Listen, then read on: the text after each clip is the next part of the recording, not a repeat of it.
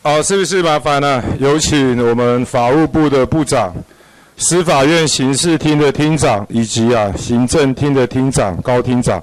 刑事厅的厅长是李厅长，然后行政部长、李厅长和高厅长。行政厅的厅长是高厅长。委员长。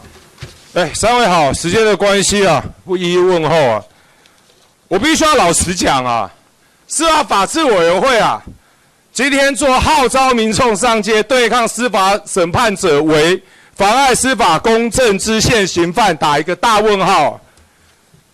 我在立法院的期间我大概就我自己在的期间我大概没有看过这么荒谬可笑这么愚蠢的专案报告。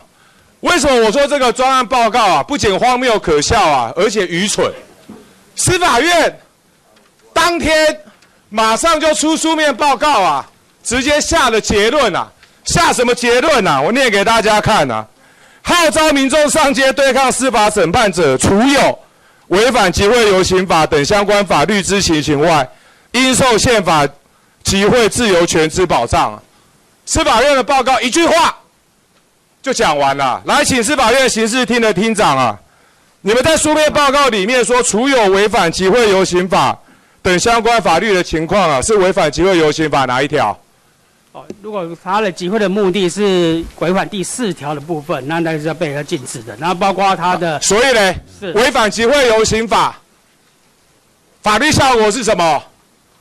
刑事处罚，对不对？是命令解散。对嘛？你要把话讲清楚嘛。这个集邮法有刑事处罚的规定，有没有违反公政公约？没有。没有。有没有违反公政公约？有没有违反 ICCP 没有。我花了纳税人这么多的钱，是找了这么多国际审查专家来审查，这部分是没有，审查了几次就已经告诉你违反公政公约的规定，连司法院院长被提名人张文珍，我在同意权行使的时候自己都承认早该修了，修到现在都没有修。2008年蔡英文在自由广场做的政治承诺到现在已经成为台湾公民社会最大的笑话了。我直接切入主题，拒绝绿色威权，还我司法正义。定勾机的对象是谁就是赖清德这个活动的主旨这么的明确，我今天承认号召的人就是我，号召的人就是我。欢迎法务部欢迎台北地检署欢迎调查局欢迎刑事警察局开始对我侦办我洗耳恭听拭目以待。我违反了什么法律规定太可笑了，真的太可笑了。来，请法务部部长。今天排专案报告你们说要个案认定当然是要个案认定来。以法务部部长就这个集会游行，就这一场活动的掌握，目前违反了哪些刑事法律？这个是个案的部分那以本部的立场，我们是不知道、不干涉、不介入那这由宪法不知道、不干涉、不介入这个个案还是要由检警调的。好，来，我欢迎检警大规模开始进行刑事调查。我等着看我们中华民国台湾的法治还要闹出什么笑话？我们继续往下看法务部部长知不知道法务部部长知不知道最高法院前面可不可以集会游行抗议？基本的法律问题 A、B、C 是不可以，因为是不可以禁制区。是禁制区有没有检察官去最高法院前面抗议过？有没有？他是集会游行，是吴欣荣，他是个人的一个对嘛，个人的行为当初他是澎湖地检署的检察长现在已经高升为我们司法官学院的院长2012年6月的时候，这位检察官就在最高法院抗议但是我没有说最高法院抗议的行为是错的因为我们刘静怡教授啊，2016年的时候，在法学教室就写了。那法学教室是写给什么？写给大学生看的啊。基本的法律常识要有啊。来看一下，法务部长知不知道这个建筑物是什么地方？看得出来吗？有没有去过？这个我没有去过。哎，美国联邦最高法院啊，美国联邦最高法院啊，一群人在前面抗议啊 ，No justice, no peace。为了什么案子？2022年的时候，妇女堕胎权划时代，最高法院的判决，1973年 Roe vs Wade 被推翻了嘛？有一群人呐、跑去联邦最高法院啊抗议。那个时候啊，我从来没有听过啊，美国有什么法律学者出来高喊啊，这妨碍司法公正啊，这违反集会游行法啊，全部都要严查彻办。美国不会闹出这样的笑话嘛？现在在台湾的司法法制委员会闹出这样的笑话，来，我们再继续往下看啊。2008年苏治芬涉案的时候，民进党立委号召啊，包围地检署啊，这有没有违法？来请教部长，立委带头包围地检署啊，这有没有违法？来请教部长。这个我不清楚。这个你不清楚嘛？但你知不知道这个案子后来有没有起诉任何人？有吗？有起诉任何人吗？带头包围的柯建铭，现在是民进党立院党团的总召哎。再往下看，2008年，检方不办陈于林就包围地检署，这是王定宇讲的，这有没有恐吓罪？来请教一下部长，这有没有妨碍司法公正？这有没有恐吓？王定宇后来被起诉吗？怎么部长不敢回答哦？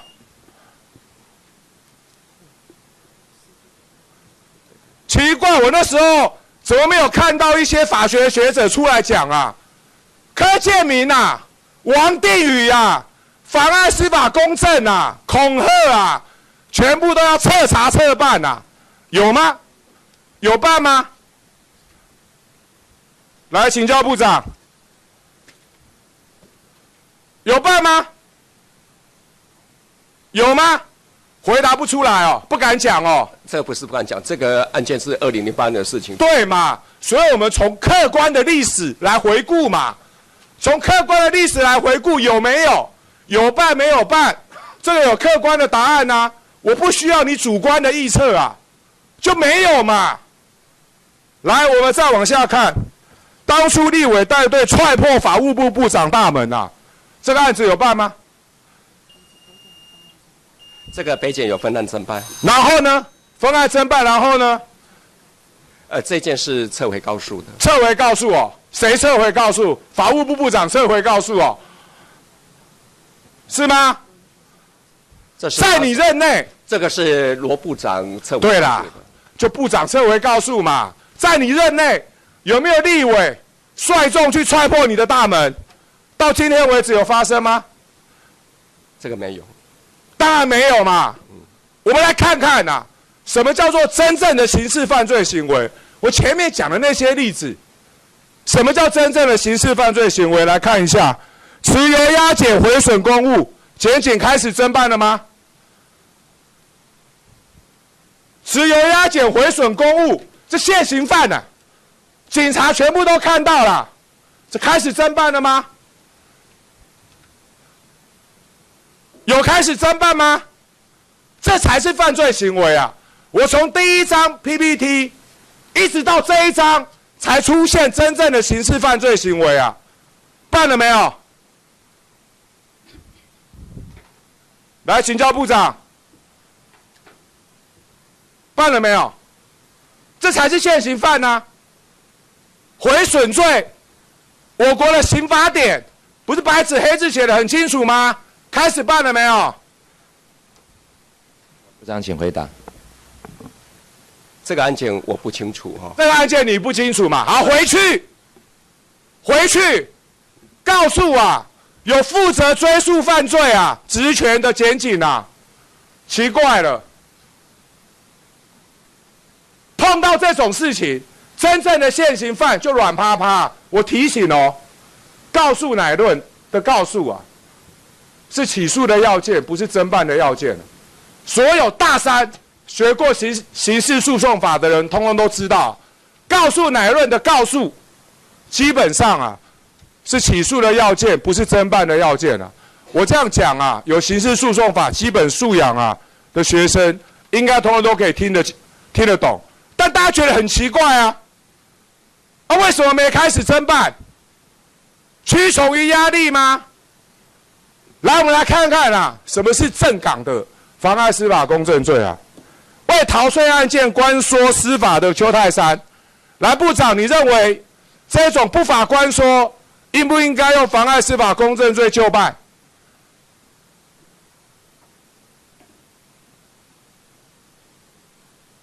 这才是妨碍司法公正应不应该用妨碍司法公正就办？应不应该？不敢回答。应不应该用妨碍司法公正就办？不敢回答司法公正罪目前还在立法中嘛？对嘛？你们法务部最可笑的是什么？今天林志杰教授都来讲了，2017年司改国是会议就做决议了，结果你们法务部、行政院连个像样的版本都提不出来来，请高玉顺厅长。是。高厅长，我相信不法官说你感同身受在你任内有没有被不法官说过？报告委员，这个个案其实我之前在侦审程序中，在侦查程序中我已经做过说明了。对，谢谢。现在作为司法院的官员你认不认为台湾应该要定不法官说罪？身为这个司法院的幕僚，其实我们会尊重大院以及主管权责。司法院没有态度所以现在厅长很小就对了，没有办法表达意见，勇敢一点就像你当初勇于揭发最高法院的法官竟然敢关说司法。还有另外一个很有名的案子柯建铭帮自己的刑事案件关说司法，为什么没有办？没有明文规定嘛，这才是现在最大的问题嘛。就是这一种关说司法不孝的政治人物，到现在还在立法院里面横行。我们的法务部、行政院连不法关说罪的版本都不敢提出来。跟委员报告，我们那个法务部的有关2019年就提了嘛，这个我知道嘛，这个已经提到上次讨论就讲了嘛。所以我们本部是有立场的，我们是有提出这个法案的。所以呢，本部有立场，那你要敢讲在你们本部的立场当中，你们本部所提出来的条文，柯建铭这个是不是有构成不法关说的行为？那这一部分的话，那个基本的函涉嘛，现行法没有嘛，但是你的版本有有还构不构成法务部版本的不法关说罪？那这一部分呢，现在已经在审查。好，在哪里审查？请注意时间。对嘛？法务部部长要有一些基本的担当要有一些基本的担当不要连这种基本的事情都不敢讲，唯唯诺诺的。好，黄委员，这种法务部部长让人失望好，谢谢。好，谢谢黄委员。